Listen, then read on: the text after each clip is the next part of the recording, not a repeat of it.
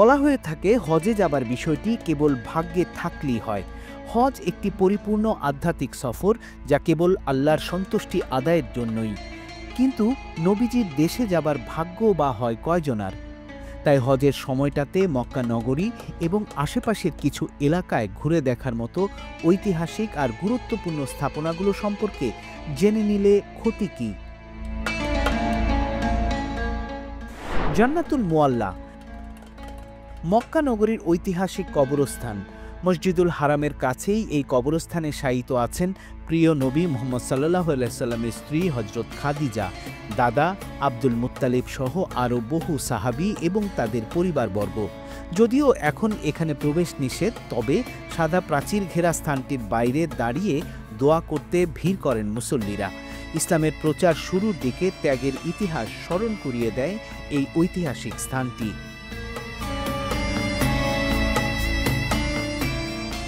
জাবালুন নূর বা হেরা গুহা মক্কার আলোর পাহাড় হিসেবে পরিচিত জাবালুন নূর, এখানেই প্রথমবারের মতো নবীজির কাছে ওহী নিয়ে আসেন জিবরাইল আলাইহিস সালাম।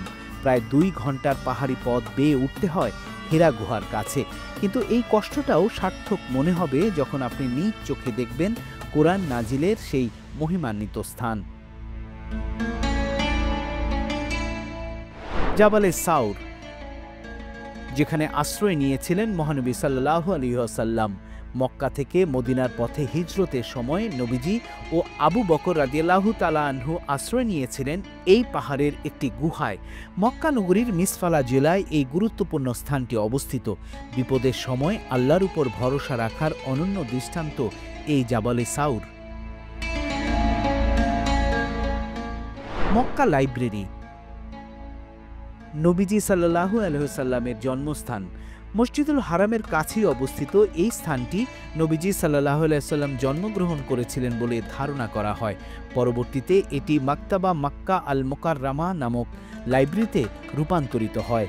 যদিও বাড়িটির মূল কাঠামো এখন আর নেই, তবে জায়গাটি হাজিদের কাছে বিশেষ তাৎপর্যপূর্ণ, কারণ এখানে ইসলামের ইতিহাসের গুরুত্বপূর্ণ বই আর নথি সংরক্ষিত আছে।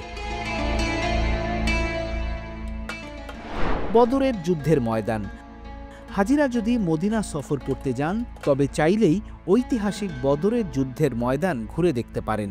এই স্থানে কুরাইশ বাহিনীর 1000 সৈনিকের বিপক্ষে মাত্র 313 জন সাহাবী নিয়ে লড়াই করেছিলেন মহানবী সাল্লাল্লাহু আলাইহি ওয়াসাল্লাম। বদরের যুদ্ধের বিজয় অর্জনের মাধ্যমেই মধ্যপ্রাচ্যে ধর্ম হিসাবে ইসলামের জনপ্রিয়তা বৃদ্ধি পেতে থাকে। হজের সফর শুধু একটি রীতি নয়, বরং এটি ইতিহাসের সাক্ষী হবার সুযোগ আর আত্মশুদ্ধির এক বিরাট মঞ্চ। হজ পালনের পাশাপাশি নবীজির জন্মস্থানের ঐতিহাসিক জায়গাগুলো ঘুরে দেখার অভিজ্ঞতা হাজিদের বিশ্বাসকে আরও দৃঢ় করে আর আল্লাহর নিকটে পৌঁছে দেয়।